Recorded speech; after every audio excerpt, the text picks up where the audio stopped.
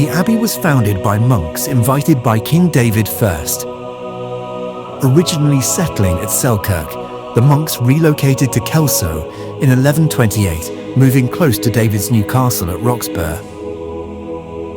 Next to nothing remains of the once sprawling monastery precinct. But what survives of the church is one of the most spectacular architectural achievements in medieval Scotland. It is situated on the edge of the historic borough of Kelso, itself one of Scotland's prettiest towns, and has been a favourite subject for artists since the late 1600s.